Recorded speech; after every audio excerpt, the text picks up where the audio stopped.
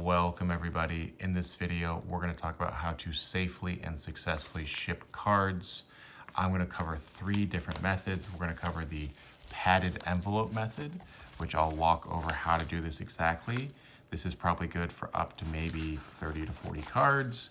We're going to cover the plain white envelope, or PWE, and then we're going to cover the big old box of cards like this. How do you ship maybe 300, 400, 500, 600 cards safely? So I'm going to go over the padded envelope first, because I think this is probably the one I'd recommend most and what most people are doing. So I just sold these 2 cards, right? So this is something I need to pack up. So what do? First step is put the cards in sleeves, right? You do not want to ship cards outside of sleeves. So get yourself some sleeves. I think 100 penny sleeves are $1, hence penny sleeves. So put the card in a sleeve. Next step, put that card in a top loader. Top loaders, I think I got 25 for $3 at my local game store. So they're not expensive. And if you're shipping things over, $5 in value, you should put it in a top loader. You can put 2 cards in a top loader. Sometimes I do that. But with these, I decided I want to use 2 top loaders. So I'm putting both of these in top loaders. And we're good here. So both cards are in top loaders. Kind of bang them down a little bit to get them there. So what do we do now? My next step is I bought something called game bags. They look like this. This is sort of my own choice. Not everyone does this, but totally optional. They were $2.99 for 100 from my little local store. And I know as I go through this, people are going to say, oh, I do it differently than this. Like, that's not the right way, or this is the right way. It's to each their own. I've shipped over 1,000 things successfully, never had any issues. So this is what I do for cards. So I put both of the top loaders in. You can also fit maybe up to like 12 to 15 top loaders in here. And then you're just going to seal this. Why do we do this step? This is so if cards, because you have to think the postage might be kind of throwing these around. And sometimes when the top loaders are not together, the cards can slip out and then they get bent in the postage. So I find this just to be a nice little step to make sure that everything is secure. And like I said, these are cheap, basically a penny each here, or I guess 3 pennies each. My next step is I get little pieces of cardboard, and I have so many of these just around the house from mailing labels, whatever, things that come in from Amazon. So you don't have to go out and buy this stuff. That's the other thing I tell people is a lot of the things I use for packing is recycled, shipping materials. You don't have to go spend, $25 on shipping stuff. So what I do now is I use masking tape, and I tape around the corners of this, like this. And I use masking tape because masking tape is so easy to get off. So people aren't going to, sit there and struggle. I think, ship things how you'd want to receive them. Do you want to receive a mummified package that has packing tape all around, and you have to sometimes I've been pulling at the top loaders and I feel like I'm going to bend the card. So this is just a nice little extra step here. Doesn't take long, but basically you're going to put masking tape around all 4 sides. And I've reinforced this with cardboard so that in the postage it's extra safe here and more snug. That's the other thing, the nice thing about using these game bags is you kind of want them to be snug, because it's going to be way harder to bend this if it gets mixed up in a postal sorting machine than it is a single card or a single top loader. Next, I stick them in the smallest possible envelope. Why do I always go with the smallest possible envelope? Because I want them to be snug in here, right? I don't want them to kind of fall out. If these were really premium cards, I might do this envelope inside of a bigger envelope like this. But for this case, I'm just gonna use this. I'm gonna print off a label from pirateship.com, which is a fantastic tool. If you've never used it, highly recommend using pirateship.com. Discounted, it's basically like stamps.com, except it's free, no subscriptions, discounted postal rates, all that stuff. They're not sponsored. I just use them all the time. I think I've shipped over 500 things with them and saved a ton of money. So you can print your own labels at home. So next step, you've got your cards inside the cardboard. You got your cards in a sleeve, inside a top loader, inside a game bag, wrapped in cardboard, with the masking tape around.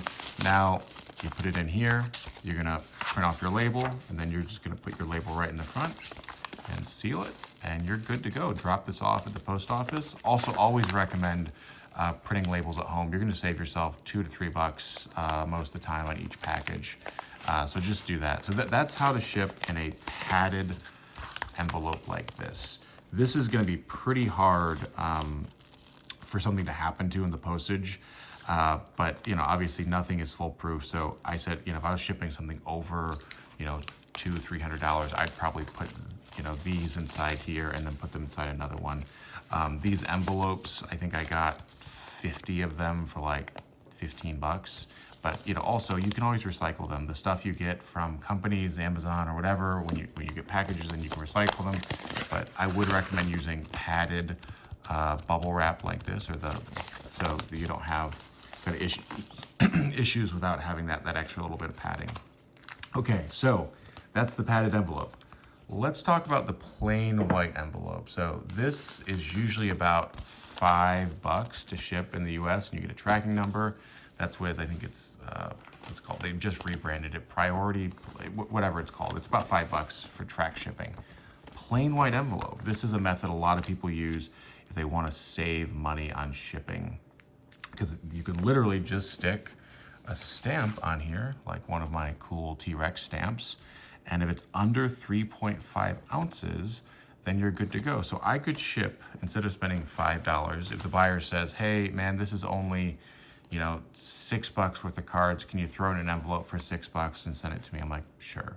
So what I would do in that case is I have 2 envelopes here because I want to show you kind of my recommendation from my experience. So I know that these are the envelopes everyone has at home. You could absolutely use them. Usually with this, I'll still put them in the game bag, but I'll wrap it in a sheet of paper, kind of like this, and then I'll stick that sheet of paper in. It just kind of helps, give it one little layer without adding a bunch of thickness, because if you can't really do the cardboard because you're gonna make the envelope too thick in here. So usually I just wrap this in a piece of paper, kind of like this, and then fold it over. And the other thing I forgot to mention is usually I'll write a little note, just say thanks, and pop that on. And I always add a little personalized note, because at the end of the day, like, this stuff is supposed to be fun. I know people are buying and selling and trading, but if you're not having fun with your hobby, then why are you doing it, man? So I will put that all in there, and then I will seal it, and I will always sort of put a piece of masking tape over this. And I could have done a little bit better job of folding this. But I think you want to get this stuff over safely, and this is probably the cheapest way to do it, but it's also not tracked. So we have this sort of long envelope, and then we have a shorter, stout envelope, and these are actually what I recommend, because you have less room to wiggle. With all shipping, you want less room for products to jiggle around and get caught on things. I've just seen envelopes before that get caught in a sorting machine, and they come in kind of like bent. And you want to avoid that, because it could damage the cards inside. So if you have these sort of smaller envelopes around, this is what I'd really recommend, but to each their own. I think with the plain white envelope, I wouldn't ship more than maybe 5 to 7 cards, just because you kind of start to get weight constraints, but I would still ship them in top loaders. I would absolutely not just put a card inside here and ship it. That's not a great way to do it. So padded envelope, you can probably ship up to, maybe 100 cards if you had them well packed in here, a bigger one. But when you start getting into the hundreds of cards, okay, so we are, not shipping 1 card, but maybe 500 cards, I always use these boxes here. So this is just a little collection of cards here. So you can have, I think this box fits 700 cards, 550. It says 550, but these things always fit way more than that. So this is an example, like someone wants to buy, all these cards, and we work out a deal, and I say, okay, I'll ship it to you. This is gonna be really hard to fit into a padded envelope. It's just not gonna work. So what do? I really like these boxes. I think there's a whole bunch of different brands. You don't have to spend an arm and a leg. Frankly, as you start collecting, you're gonna acquire a lot of these, but I usually ship in these boxes, And so I will fill the box up with the cards, and then I'm gonna use as much as possible in here to make sure, and you know, you can use little pieces of paper or whatever to make sure that this is nice and full. I should have brought more supplies here to kind of show what I mean, but essentially you want to make sure that these cards are pressed up against this and have nowhere to go. And then usually as a finishing step, I'll stick some bubble wrap over and then sort of tuck it in the sides so that the cards are pretty secure in there. And like I said, I should have brought a little more bubble wrap to demonstrate my point. And then I'll just seal this up. I'll stick my label right here and then, you know, tape around the sides to make sure it's safe. And this box is pretty good to ship in. I've shipped probably 50 to 60 cards in these sort of boxes and never had any issues.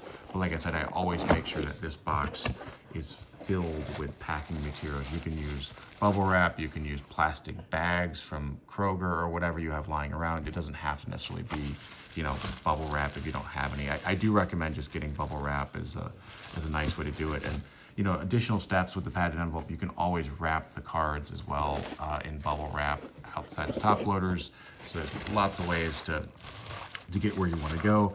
But those are the three primary methods I use to ship cards. If you're going past sort of the, you know, 500 to 700 card range, you're shipping 5,000 cards, I'd recommend sort of priority flat rate boxes from the USPS. You know, I think that's sort of the best way to do it from a weighing perspective. If you're serious about getting into selling cards or trading cards, I really think you got to figure out a way of saving on postage, because postage is absolutely going to kill you. So get yourself a little scale. I bought one on Amazon for 20 bucks and it has saved me an immense amount of time and headache. I have my little dorky scale and measuring tape to sit and put it into the Pirate Ship software, and then I can print off a label, and you know, the whole thing can take 5 minutes or less. So hopefully this was helpful. Those are the three methods I use to ship. We have the long box, we have the padded envelope, and then we have the plain white envelope right here with a lovely note in my crappy handwriting. So happy to answer questions or hear, you know, what you think I'm doing wrong, because people always have that sort of feedback. But thanks for tuning in, everybody, and happy shipping.